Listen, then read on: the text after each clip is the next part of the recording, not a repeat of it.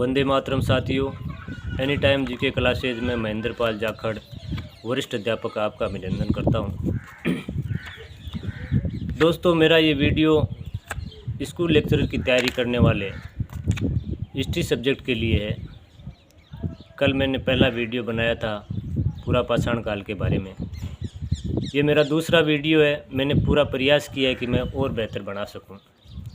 कई सारी किताबों का विश्लेषण करने के बाद में मैं निचोड़ रूप में ये वीडियो बना रहा हूँ। दोस्तों, कल जो बनाया था उसके बारे में थोड़ा रिपीट कर देता हूँ। पूरा पाषाण काल के समय को 3 भागों में बांटा था 1961 में थॉमसन और ब्रूडबेड ने।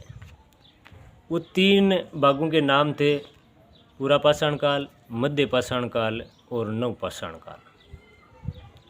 पुनः 1970 में लार्टेड ने पूरा पाषाण काल का विभाजन किया था। निम्न पूरा पाषाण काल, मध्य पूरा पाषाण काल और उच्च पूरा पाषाण काल। दोस्तों, पाषाण काल से संबंधित प्रथम उपकरण 1863 में मिला था और खोजने वाले पुरातत्वविद का नाम था रॉबर्ट ब्रूसफुट। और इसी कारण से रॉबर्ट ब्रूसफुट को भारतीय प्रागैतिहासिक काल का जनक कहा जाता है, यानी भारतीय प्रागैतिहास का जनक कहा जाता है। फिर आगे चलते हैं दोस्तों। तो पूरा पाषाण काल को 3 भागों में बांटा लार्टेड ने। निम्न पूरा पाषाण काल, मध्य पूरा पाषाण काल और उच्च पूरा पाषाण काल। निम्न पूरा पाषाण काल को निम्न पूरा पाषाण काल नाम। निम्न पूरा पाषाण काल को 2 प्रकार के उपकरणों के आधार पर या 2 प्रकार की संस्कृतियों के आधार पर 2 भागों में बांटते हैं। एक है चॉपर चॉपिंग संस्कृति और एक है सोहन संस्कृति। चॉपर चॉपिंग शब्द का सबसे पहले प्रयोग मोबियस ने किया था और इसी तरह सोहन संस्कृति शब्द का प्रयोग सबसे पहले टेरा ने किया था। HD टेरा ने किया था।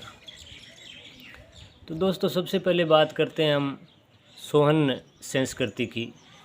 तो सोहन नदी घाटी संस्कृति पंजाब पाकिस्तान में है। ये सोहन सिंधु घाटी की सहायक नदी है। यहाँ पर 1928 में DN वाडिया ने सबसे पहले उत्खनन किया था। इसीलिए हमने पढ़ा कि सोहन संस्कृति का पिता कहा जाता है DN वाडिया को। उसके बाद सोहन संस्कृति में वेदिकाओं की बात की थी।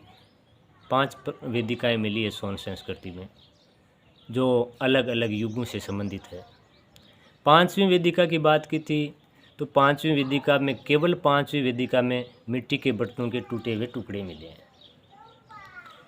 1930 में पिंडी गेब नामक स्थान, जो KRU टोड ने उत्खनन किया था, वहाँ पर विकसित सोहन संस्कृति के अवशेष मिले और ये 4th वेदिका से संबंधित है।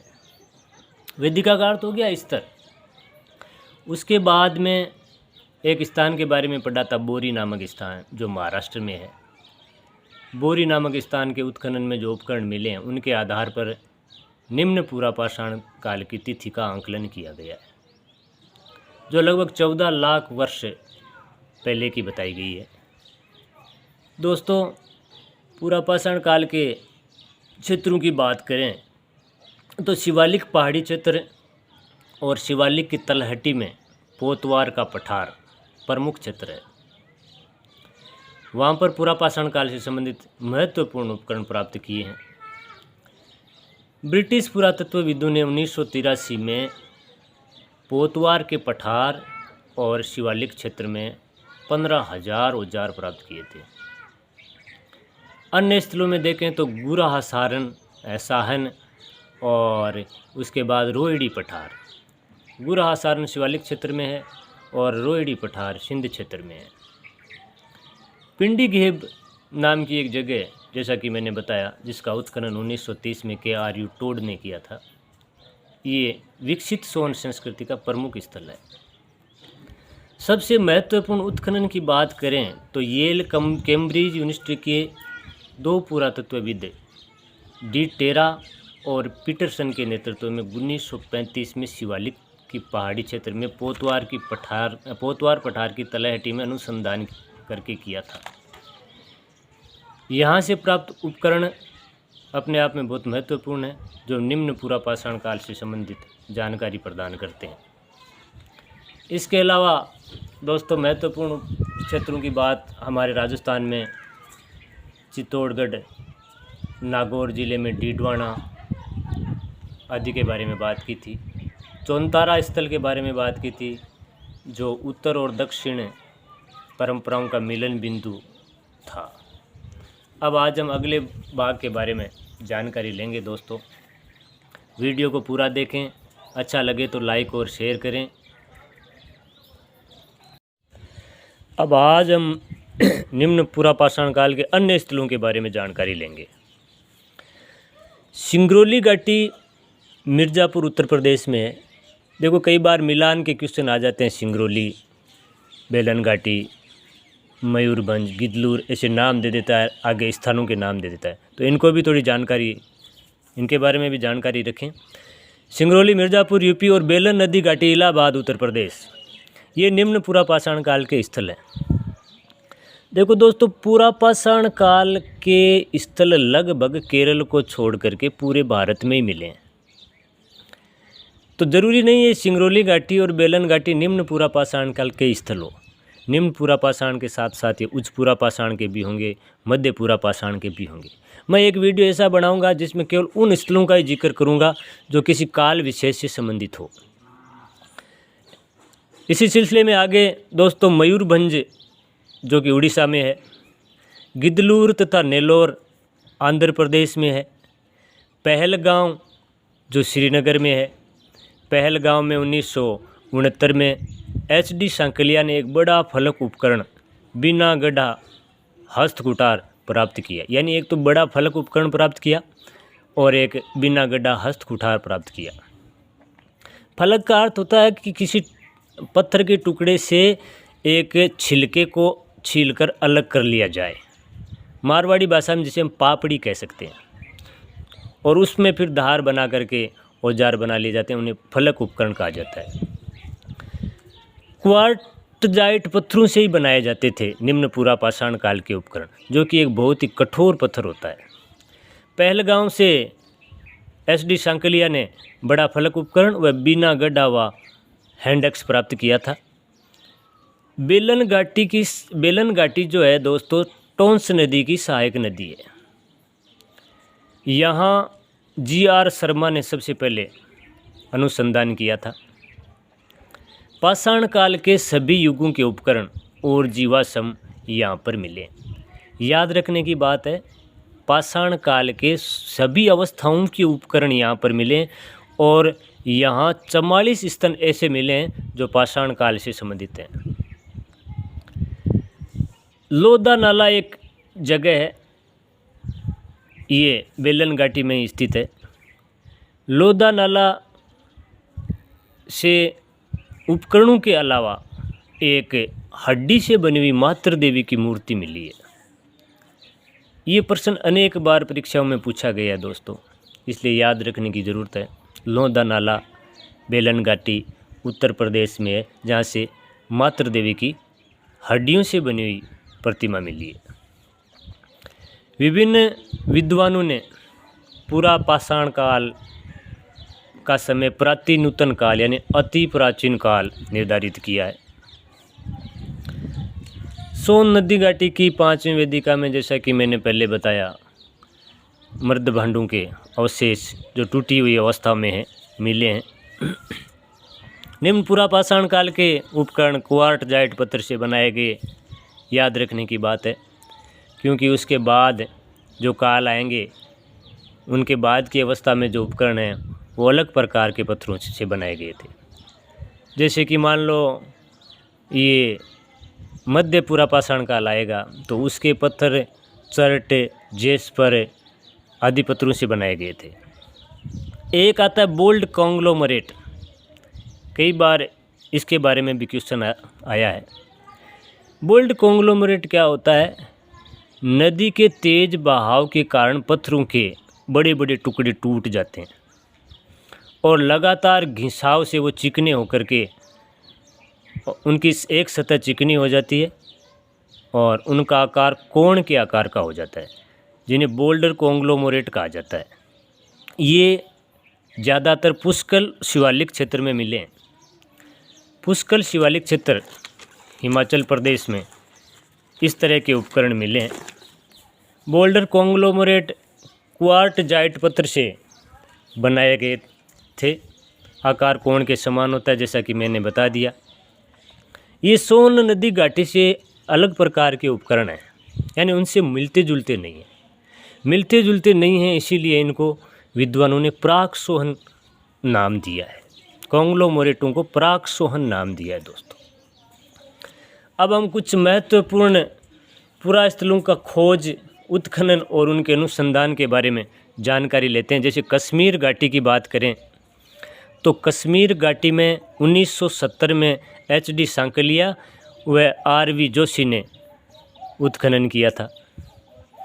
सिरसा नदी घाटी सतलज की सहायक नदी है। 1951 में ओल्फ रूफर नाम के पुरातत्वविद ने यहाँ पर अनुसंधान किया था। इसी तरह व्यास वानगंगा नदी घाटी कांगड़ा हिमाचल में है। 1955 में बीबी लाल ने यहाँ पर उत्खनन किया था। इस तरह के क्वेश्चन कई बार मिलान वाले आ जाते हैं, इसलिए जोशी, ओल्फर और बीबी लाल का नाम याद रखना जरूरी है। बीबी लाल व्यास गंगा से संबंधित, सिरसा नदी घाटी से संबंधित ओल्फ रूफर और कश्मीर घाटी से संबंधित RV जोशी। महत्वपूर्ण बिंदु जो स्मरणीय हैं, स्मरण रखने योग्य हैं, बात करें तो बेलन घाटी का उत्खनन सबसे पहले किसने किया? बेलन घाटी का उत्खनन सबसे पहले GR शर्मा ने किया और बेलन घाटी उत्तर प्रदेश में है। इसकी खास बात क्या है? बेलन घाटी के बारे में दोस्तों कई बार प्रश्न आए। इनकी खास बात है कि यहाँ पर पाषाण काल की सभी अवस्थाओं के साक्ष्य मिले, अर्थात पूरा पाषाण काल, मध्य पाषाण काल और नव पाषाण काल से संबंधित साक्ष्य बेलन घाटी में मिले। बेलन घाटी में ही, जैसा कि पीछे मैंने जिक्र किया है, निम्न पूरा पाषाण काल के 44 स्थल खोजे हैं। GR शर्मा ने निम्न पूरा पाषाण काल के 44 स्थल खोज निकाले हैं, GR शर्मा और अन्य ने।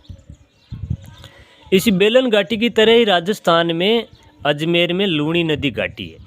राजस्थान में अजमेर में लूणी नदी घाटी में केवल निम्न पूरा पाषाण, मध्य पूरा पाषाण और उच्च पूरा पाषाण काल के उपकरण मिले हैं। तीनों कालों के, पूरा पाषाण काल की तीनों अवस्थाओं के उपकरण नागौर जिले में अजमेर में लूणी नदी घाटी में मिले हैं। इसी प्रकार नागौर के डीडवाना और सिंगी तालाब, ये भी नागौर में है, वहाँ से भी पूरा पाषाण काल की तीनों अवस्थाओं के उपकरण मिले हैं। अजमेर से मिले हैं राजस्थान में और नागौर से मिले हैं। सिंगी तालाब जैसा कि नागौर में है। मोगरा का पठार जो कि जोधपुर में है, इस मोगरा के पठार से भी दोस्तों निम्न पूरा पाषाण काल के स्थल मिले हैं। मोगरा के पठार की खास बात यह है कि यहाँ पर पत्थर के औजारों का निर्माण केंद्र था। मोगरा के पठार जोधपुर में पत्थर के औजार बनाने का केंद्र था, अर्थात उद्योग था। बोरी का उल्लेख पहले कर लिया है मैंने, इससे प्राचीनतम तिथि ज्ञात होती है। निम्न पूरा पाषाण काल की प्राचीनतम तिथि ज्ञात होती है। बोरी का जिक्र पहले कर लिया है। एक स्थान है, महत्वपूर्ण स्थल है हथनोरा। हथनोरा में मानव काल यानी मनुष्य की खोपड़ी व हाथियों का जीवाश्म भारत में पहली बार मिला है और 1982 में अरुण सोनकिया ने इसको खोज निकाला था। पहली बार मानव जीवाश्म और पशु जीवाश्म के अवशेष हथनोरा में मिले हैं। याद रखने की बात है, 1982 में दोस्तों अरुण सोनकिया ने इनकी खोज की थी। यहाँ पर हाथी के जीवाश्म मिले हैं और मानव की खोपड़ी मिली है। ये एक युवती की खोपड़ी बताई जाती है। हाथी के अलावा यहाँ से भैंसा, दरियाई घोड़ा और घोड़े के जीवाश्म भी मिले हैं। सोन नदी घाटी जो कि महाराष्ट्र में है, वहाँ से भी पशु जीवाश्म मिले हैं सोन नदी घाटी से।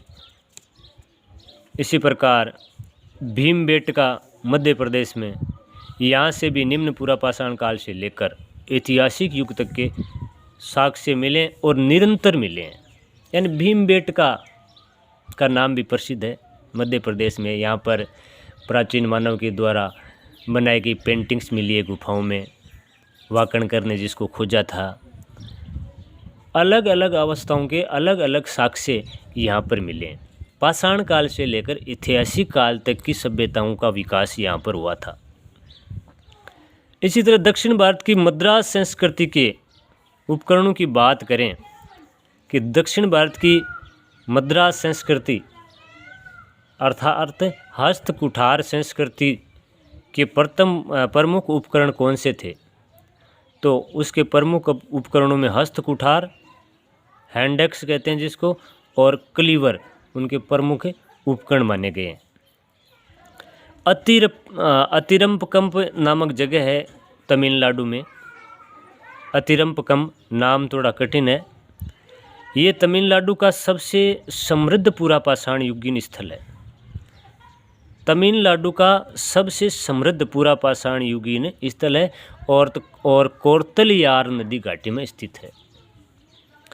यहाँ पर 1863 में प्रोफेसर किंग ने उत्खनन किया था और हैंडेक्स से क्लीवर आदि उपकरण खोज निकाले थे। दक्षिण भारत में पूर्व पाषाणकालीन सामग्रियों की प्राप्ति की दृष्टि से देखें तो कोर्तलियार नदी घाटी बहुत ही महत्वपूर्ण है दोस्तों। कोर्तलियार नदी घाटी का नाम याद रखने की ज़रूरत है जो दक्षिण भारत में है। बदमदुरे कोर्तल नदी घाटी का प्रथम स्थल है और अतिरपकम ये दूसरा स्थल है जो तमिलनाडु में है। बदमदुरे के पास से कोर्तल नदी घाटी में 3 वेदिकाएं प्राप्त की गई है। यानी निम्न पुरापाषाण काल के 3 स्तर मिले हैं यहाँ पर। एक इसामपुर गांव है कर्नाटक के गुलबर्गा जिले में। इससे संबंधित क्वेश्चन भी कई बार आए हुए हैं। और ये गांव हुसंगी नदी घाटी में स्थित है। यहाँ से प्राप्त उत्खनन से पता चला है कि ये पुरापाषाण कालीन औजार बनाने का महत्वपूर्ण केंद्र था। विस्तार में भी बहुत बड़ा था, लगभग 7200 वर्ग मीटर में फैला हुआ स्थल है ये। 1983 में इनकी जानकारी मिली है। 1983 में ये सामने आया है। 1983 में एक सिंचाई परियोजना के दौरान इस स्थल को खोजा गया जो एक महत्वपूर्ण पुरापाषाणकालीन औजार बनाने का केंद्र था। इसामपुर कहाँ पर है? कर्नाटक में गुलबर्गा जिले में हुसंगी नदी घाटी में। अब दोस्तों बात करते हैं मध्य पुरापाषाण काल की। मध्य पुरापाषाण काल को फलक संस्कृति भी कहा गया है क्योंकि फलक औजारों का निर्माण इस युग में प्रमुखतया किया गया था। SD सांकलिया ने इनको फलक संस्कृति नाम दिया है। सलक के रूप में प्रत्येक किया गया टुकड़ा पत्थर का जो फलक कहलाता है, जिसको मैंने पहले बताया। इस काल के महत्वपूर्ण औजारों की बात करें तो खुरचनी व बेदक प्रमुख रूप से इनकी प्रधानता थी। खुरचनी यानी फलक को के एक किनारे को रगड़ करके घिस करके धारदार बनाया जाता था जो काटने चीरने के काम आता था। और बेदक फलक के एक किनारा जो ऊपर निकला हुआ रहता था उसके ऊपर 2 दांते बना दिए जाते थे और इस तरह ये बेदक बन जाता था जो किसी में छिद्र निकालने के काम में शायद लिया जाता होगा। उपकरण बनाने के पत्थरों की बात करें तो चर्ट, जेस्पर, फ्लिट और कलशेडोनी नाम के पत्थर, चर्ट, जेस्पर, फ्लिट और कलशेडोनी नाम के पत्थर काम में लिए जाते थे। इस काल के उपकरण थोड़े छोटे और पतले बनाए जाते थे। केसी श्रीवास्तव की किताब में ये भी लिखा है कि क्वार्टजाइट पत्थरों पर चर्ट, जेस्पर, फ्लिट और कलशेडोनी नाम के पत्थर जड़ करके औजार बनाए जाते थे।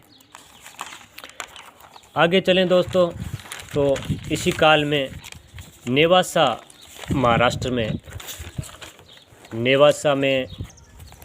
नेवासा को मध्य पूरा पाषाण काल का प्रारूप स्थल माना गया है। याद रखने की बात है। एस.डी. सांकलिया ने नेवासा में पहली बार उत्खनन किया था। यानी मध्य पूरा पाषाण काल का महत्वपूर्ण स्थल है नेवासा, जो कि महाराष्ट्र में है। प्रथम बार इसका उत्खनन एच.डी. सांकलिया ने किया था। इसके बाद राजस्थान में लूणी उद्योग, लूणी नदी घाटी के किनारे जो निम्न पूरा पाषाण काल के स्थल मिले, उनके बारे में ये शब्द सबसे पहले बी.एन. मिश्रा ने प्रयोग में लिया है। बी.एन. मिश्रा ने इसको लूणी उद्योग कहा है। इसके अंतर्गत बूढ़ा पुष्कर झील अजमेर में, थार के मरुस्थल में हकरा झील और डीडवाना नागौर में लूणी नदी के किनारे इस प्रकार के उपकरण मिले, जिसको लूणी उद्योग के नाम से जाना जाता है। अन्य प्रमुख स्थलों की बात करें तो बागन, बेड़च, कादमली घाटियाँ जो राजस्थान में है, बागन, बेड़च, कादमली, कालपी जो कि उत्तर प्रदेश में है, बेलन घाटी, सिंगरौली घाटी, चकिया ये भी उत्तर प्रदेश में है, भीमबेटका, सोन नदी ये मध्य प्रदेश में है। महाराष्ट्र में नहीं है दोस्तों, मैंने पहले गलती से महाराष्ट्र में बता दिया है, ये मध्य प्रदेश में है। बेलन घाटी, सोन नदी घाटी और भीमबेटका ये तीनों बहुत ही प्रसिद्ध है और तीनों के तीनों मध्य प्रदेश में है। चकिया उत्तर प्रदेश में है। चकिया भी एक प्रमुख पूरा स्थल है, इसका भी थोड़ा ध्यान रखें। सिंहभूम पलामू जो वर्तमान पश्चिम बंगाल में है, ये निम्न पूरा पाषाण काल के महत्वपूर्ण स्थल है। दोस्तों, कल हम उच्च पूरा पाषाण काल के बारे में अध्ययन करेंगे। मेरा वीडियो आपको अच्छा लगे तो लाइक करना, शेयर करना, लेकिन वीडियो पूरा देखना, बहुत ही उपयोगी साबित होगा आपके लिए। धन्यवाद।